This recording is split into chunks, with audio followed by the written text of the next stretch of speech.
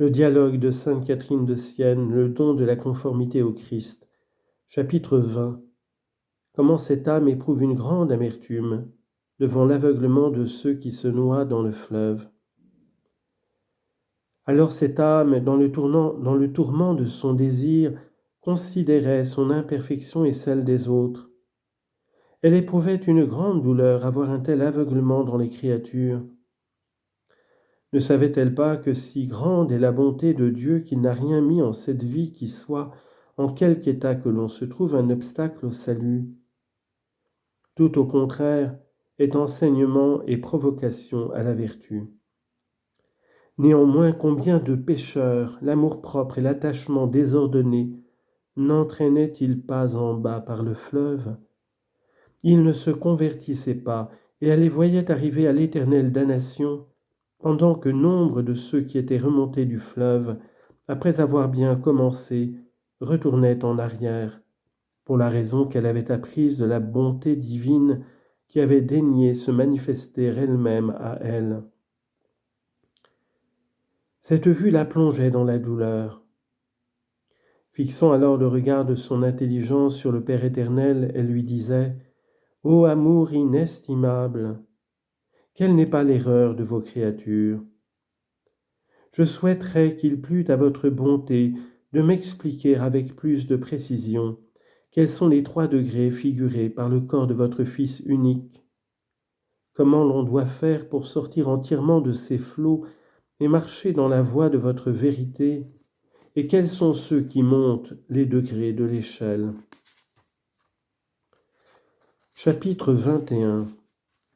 Comment les 3 gradins figurés dans le pont, c'est-à-dire dans le Fils de Dieu, signifient les 3 puissances de l'âme. Alors la divine bonté, abaissant le regard de sa miséricorde sur le désir et la faim qui dévoraient cette âme, lui disait « Ma fille bien-aimée, je ne fais pas fi de ton vœu. Je me plais au contraire à exaucer tes saints désirs. Aussi je veux bien t'expliquer et te montrer ce que tu souhaites. Tu me demandes de t'exposer l'allégorie des 3 gradins et comment il faut faire pour sortir du fleuve et gagner le pont. Déjà, je t'ai manifesté l'erreur et l'aveuglement de ces hommes qui, dès cette vie, ont un avant-goût de l'enfer et se sont faits comme les martyrs du démon pour aboutir à la damnation éternelle. Je t'ai dit quels fruits ils retirent de leurs œuvres. Dans ces entretiens, j'ai indiqué comment on devait s'y prendre pour éviter ces malheurs, mais je n'en veux pas moins te l'expliquer à nouveau et en détail pour satisfaire à ton désir. Tu sais que tout mal a sa source dans l'amour égoïste de soi-même, et que cet amour est comme une ténèbre qui recouvre la lumière de la raison et éteint en elle la lumière de la foi. On ne perd pas l'une sans perdre l'autre. J'ai créé l'âme à mon image et ressemblance par le fait que je lui ai donné la mémoire, l'intelligence, la volonté. L'intelligence est la plus noble partie de l'âme. L'intelligence est mue par l'affection, mais l'affection est nourrie par l'intelligence et la main de l'amour, je veux dire l'affection remplit à son tour la mémoire du souvenir de moi et de mes bienfaits. Ce souvenir tient l'intelligence attentive et la préserve de négligence. Elle la rend reconnaissante en la gardant de l'ingratitude. C'est ainsi que ces 2 puissances se prêtent un mutuel appui pour nourrir l'âme dans la vie de la grâce. L'âme ne peut vivre sans amour. Il lui faut toujours quelque chose à aimer, car c'est d'amour qu'elle est faite, et c'est par amour que je la créai. C'est pourquoi je t'ai dit que la volonté donne le branle à l'intelligence. Je veux aimer, semble-t-elle lui dire, parce que ma nourriture à moi, c'est l'amour. Ainsi réveillée par la puissance affective, l'intelligence se met à l'œuvre. Tu veux aimer, semble-t-elle répondre. Je vais te donner un bien que tu puisses aimer. Et sans plus tarder, elle s'applique à considérer la dignité de l'âme et la bassesse où elle est tombée par sa faute. Dans la dignité de son être, elle goûte mon inappréciable bonté, la charité incréée avec laquelle je la crée. pendant que la vue de sa misère la remplit de la pensée de ma miséricorde. N'est-ce pas ma miséricorde, en effet, qui lui a donné le temps et qui l'a retiré des ténèbres? C'est alors que la volonté se nourrit d'amour.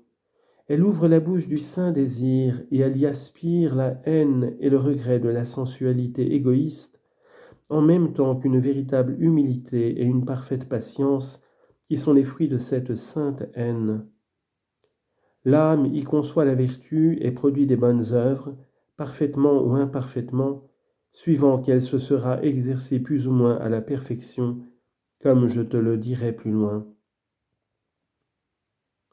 Au contraire, si l'appétit sensitif se laisse aller à vouloir aimer les choses sensibles, l'intelligence se tourne de ce côté et se propose pour objet les choses périssables qu'elle donne en pâture à l'amour-propre, qui n'y trouve que le mépris de la vertu et le goût du vice.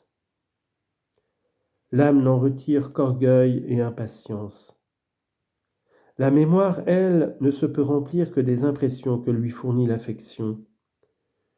Ainsi cet amour obscurcit et rétrécit le regard qui ne discerne plus et ne voit plus, sinon dans ce faux jour. La lumière dans laquelle l'intelligence perçoit désormais toute chose, c'est ce faux éclat de bien, ce clinquant de plaisir auquel s'attache maintenant l'amour. Dépouillé de cette apparence des choses périssables n'aurait pas d'action sur l'homme, qui par nature ne peut désirer que le bien. Ainsi le vice est coloré, il porte les couleurs du bien personnel. C'est sous ce masque qu'il s'offre à l'âme, et parce que l'œil, en son aveuglement, ne discerne pas, ne connaît pas la vérité, elle se trompe en cherchant le bien et les délices là où ils ne sont pas.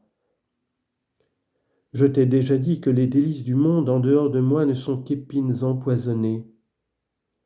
Ainsi donc, tout à la fois, l'intelligence est illusionnée dans sa vision. La volonté est trempée dans son amour en aimant ce qu'elle ne doit pas aimer. La mémoire est abusée dans les impressions qu'elle en conserve. L'intelligence fait comme le voleur qui dépouille autrui. Il en est de même de la mémoire qui conserve le souvenir continuel de ces choses qui sont hors de moi, et par là l'âme est privée de la vie de la grâce. Telle est l'unité de ces trois puissances, que je ne puis être offensé par l'une sans que toutes les trois m'offensent, parce que l'une communique à l'autre, comme je te l'ai dit, le bien ou le mal, au gré du libre arbitre. Le libre arbitre est lié lui-même à la volonté, et il la meut comme il lui plaît, ou par la lumière ou sans la lumière de la raison. Vous avez en vous la raison qui est unie à moi, tant que le libre arbitre ne l'en a pas séparé par un amour désordonné, et vous avez aussi la loi perverse qui est toujours en lutte contre l'esprit. Il y a donc deux parties en vous, la sensualité et la raison. La sensualité est une servante, elle est faite pour servir l'âme, pour vous permettre de prouver, d'exercer la vertu par l'instrument du corps. L'âme, elle, est libre, elle a été délivrée de la faute par le sang de mon Fils. Elle ne peut être asservie si elle-même n'y consent, par la volonté unie au libre arbitre, et le libre arbitre devient une même chose avec la volonté, et le libre arbitre devient en s'accordant avec elle. Il est pris entre la sensualité et la raison, et il peut se tourner vers l'une ou vers l'autre comme il lui plaît. Quand l'âme veut, par son libre arbitre, rassembler toutes ses puissances pour les unir en mon nom, comme je te l'ai dit, alors vraiment toutes les œuvres de la créature, soit temporelles, soit spirituelles, sont bien réglées. Le libre arbitre se dégage de la sensualité et s'allie à la raison, et moi-même, alors, par ma grâce, je me repose au milieu d'eux. C'est ce qu'affirme ma vérité, le Verbe incarné quand il dit « Quand ils seront deux ou trois assemblés en mon nom, je serai là au milieu d'eux. » Matthieu chapitre 18, verset 20. Telle est la vérité. Je t'ai déjà dit que nul ne peut venir à moi si ce n'est par lui, et que pour cela je l'avais établi comme un pont à 3 gradins. Ces 3 gradins figurent les 3 états de l'âme, comme je te l'exposerai bientôt.